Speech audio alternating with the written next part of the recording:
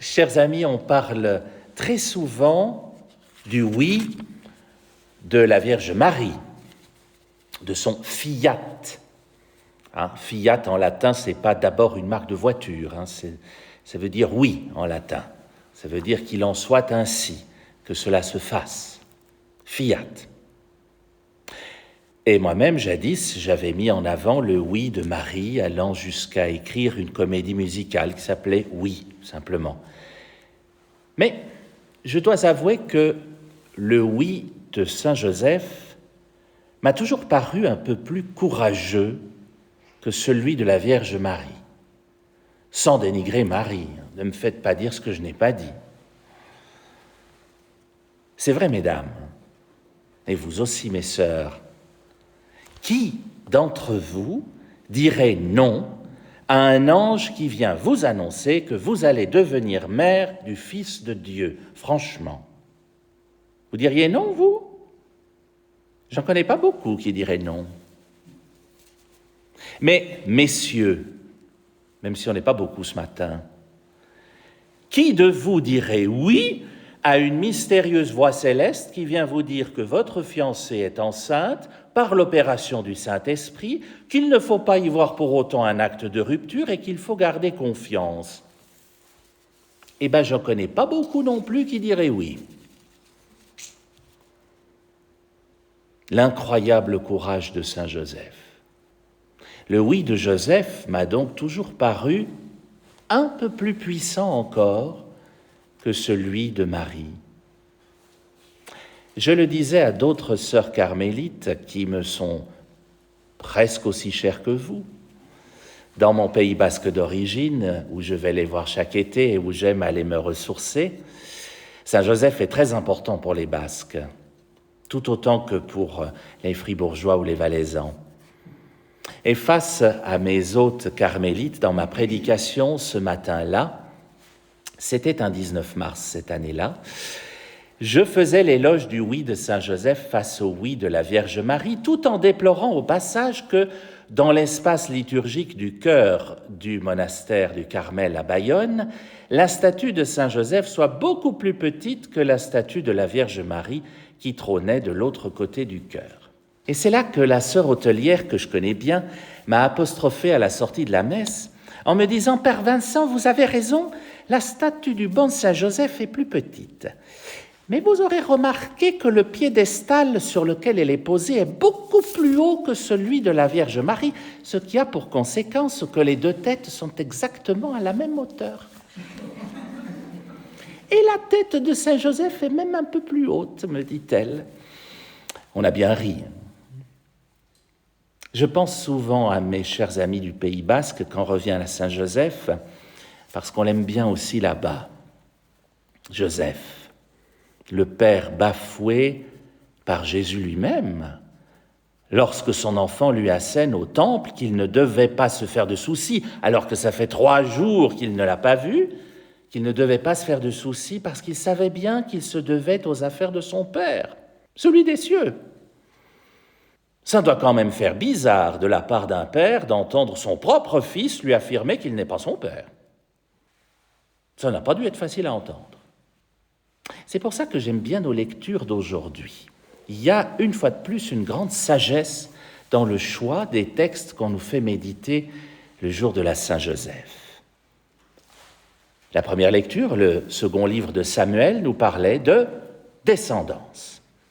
La deuxième lecture, la lettre aux Romains, nous parlait de descendance et l'évangile de Matthieu nous parlait de descendance.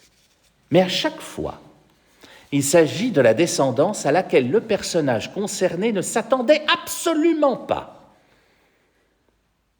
David, Abraham, Joseph ne s'attendent absolument pas à la descendance qui leur est annoncée dans les textes de ce matin. Un peu comme si Dieu voulait nous dire, s'il y a de l'inattendu dans ta famille spirituelle, ça marche aussi, s'il y a de l'inattendu dans ta famille, c'est peut-être bon signe. Un peu comme si Dieu voulait nous dire aussi, ce n'est pas vous qui comptez, c'est votre descendance. Ce sont les fruits que vous porterez, que Dieu vous donnera. C'est ça qui compte. Alors là, celles et ceux parmi vous qui n'ont pas d'enfants peuvent se dire « Ah ben c'est sympa pour les célibataires cette affaire, si c'est la descendance qui compte, hein ?» Non, parce que le mot descendance est beaucoup plus large. Descendance selon la chair, comme certains d'entre vous, ou descendance spirituelle, pour qui n'a pas d'enfant selon la chair. Nous avons tous des descendants, des personnes qui viennent après nous, dont nous prenons soin, que nous engendrons au monde. Dieu y pourvoit. Et si certaines ou certains d'entre vous sont marraines ou parrains, c'est le même principe. Personnellement, j'ai 4 filleules. Ce sont 4 filles spirituelles, puisque le parrain, je vous l'accorde en français, ça fait un peu mafioso sur les bords d'emblée quand on dit parrain, mais dans toutes les autres langues, c'est très clair. Godfather, en anglais, c'est le père selon Dieu. Et la marraine, c'est la mère selon Dieu. J'ai 4 filles spirituelles. L'une de mes filleules, Mathilde, est d'ailleurs née la veille de Saint-Joseph, un 18 mars. Elle a eu 30 ans hier. Ce n'est pas ma fille, bien sûr, mais je l'aime comme si c'était ma fille. C'est une descendance spirituelle. Et je veille sur elle, comme sur chacune de mes filleules. Souvent, nos enfants ne sont pas nos enfants. Comme Joseph aurait pu le dire de Jésus, d'ailleurs. Et c'est le lot de tous les parents du monde qui savent bien, eux aussi, que leurs enfants ne leur appartiennent pas, ne sont pas leur propriété, leur possession, qu'ils leur sont confiés pour un temps, et un temps seulement, et qu'il faut faire du mieux que l'on peut pendant ce temps-là. Vos enfants ne sont pas vos enfants. Ce sont d'abord les enfants de Dieu qu'il nous confie, un peu comme il l'a fait avec Jésus pour Joseph. Vos enfants ne sont pas vos enfants. C'est le titre d'un célèbre poème de Khalil Gibran, et je voudrais vous le lire pour terminer, parce que je me dis que Saint Joseph, quelque part, aurait sûrement apprécié ces mots, lui aussi, notamment en cette nuit où son oui s'est fait gigantesque. Vos enfants ne sont pas vos enfants. Ils sont les fils et les filles de l'appel de la vie à elle-même. Ils viennent à travers vous, mais non de vous. Et bien qu'ils soient avec vous, ils ne vous appartiennent pas. Vous pouvez leur donner votre amour, mais non pas vos pensées, car ils ont leurs propres pensées. Vous pouvez accueillir leur corps, mais pas leur âme, car leur âme habite la maison de demain, que vous ne pouvez visiter, pas même dans vos rêves.